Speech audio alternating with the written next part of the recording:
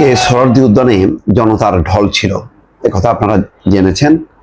যেন ঢাকা এবং ঢাকার আশেপাশের সমস্ত অঞ্চল একটা কেন্দ্রবিন্দুতে মিশেছে, সেটি হচ্ছে সোহরাওয়ার্দী উদ্যান। এখানে এত নেতৃবৃন্দ এসেছেন, আমার নাম বলে শেষ করতে পারবো না। সেই সোহরাওয়ার্দী উদ্যানে লাখো লাখো মানুষের সমাবেশে বাংলাদেশের জনপ্রিয় ইসলামী বক্তা ডক্টর মিজানুর রহমান আজহারি চমৎকার বক্তব্য দিয়েছেন এবং তার বক্তব্য লাখো লাখো মানুষ উপভোগ করেছে, হৃদয় মন ছুঁয়েছে তার এই বক্তব্য। তিনি বলেছেন যে বাংলাদেশের মানুষের বুকে এক একটা ফিলিস্তিন বাস করে। এই বক্তব্য তিনি তার বক্তৃতার মধ্যে উচ্চারণ করেছেন। ফিলিস্তিনে চলমান গণহত্যার বিরুদ্ধে সম্মিলিত প্রতিবাদ আজ শনিবার বিকেলে রাজধানীর ঐতিহাসিক সোহরাওয়ার্দী উদ্যানের আয়োজিত সমাবেশে এই কথা বলেন আজহারি। মিজানুর রহমান আজহারি বলছেন, জনতার এই মহাসমুদ্রে উপস্থিত হয়ে আমরা বুঝতে পেরেছি আজকের এই জনসমুদ্র ফিলিস্তিনের প্রতি, আল আকসার প্রতি বাংলাদেশের জনগণের ভালোবাসার বহিঃপ্রকাশ। ভৌগোলিকভাবে আমরা ফিলিস্তিন থেকে অনেক দূরে হতে পারি, কিন্তু আজকের এই জনসমুদ্র প্রমাণ করে আমাদের এক একজনের হৃদয়ে, বুকের ভিতরে বাস করে এক একটা ফিলিস্তিন।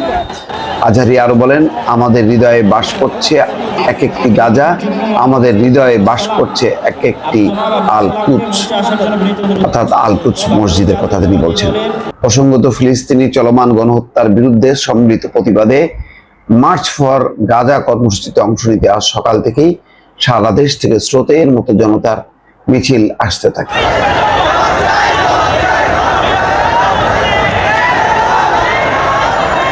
এতে করে জনসমুদ্রে পরিণত হয় ঐতিহাসিক সোহরাওয়ার্দী উদ্যান। ফিলিস্তিনে ইসরায়েলি বর্বরতার প্রতিবাদে ও ফিলিস্তিনিদের প্রতি সংহতি জানিয়ে মার্চ ফর গাজা শিরোনামে এই জমায়েতের ডাক দেয় প্যালেস্টাইন সলিডারিটি মুভমেন্ট বাংলাদেশ। এটা একটা ইসলামী মুসলিম ঐক্যের একটা বিশাল একটা ভিত্তি কিন্তু রচিত হলো এই অনুষ্ঠানের মধ্য দিয়ে, অর্থাৎ বিশ্বের নিপীড়িত মুসলমানদের অধিকার রক্ষায় এখন থেকে এই সংগঠনই হয়তো ডাক দেবে এবং তার পতাকা তলে দল মত নির্বিশেষে ধর্মপ্রাণ মুসলমানরা একত্রিত হবে এবং বাংলাদেশ থেকে এটি শক্তভাবে কঠিনভাবে উচ্চারিত হবে যে বিশ্ব মুসলিমদের সাথে বাংলাদেশ আছে, যেখানে যেখানে নির্যাতিত হবে মুসলমানরা তার পাশে থাকবে বাংলাদেশের এই ধর্মপ্রাণ মুসলমান।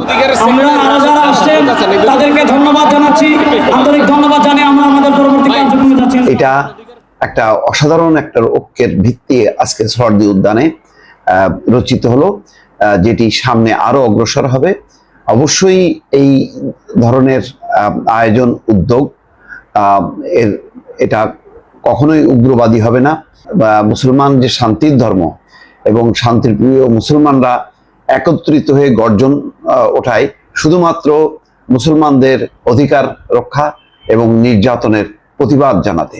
এটা কোনোভাবেই যাতে উগ্রপন্থার দিকে ধাবিত না হতে পারে সেই ব্যাপারে সব পক্ষই সচেতন থাকবে, এটাই সবার প্রত্যাশা। দর্শক ভালো থাকবেন, আল্লাহ হাফেজ।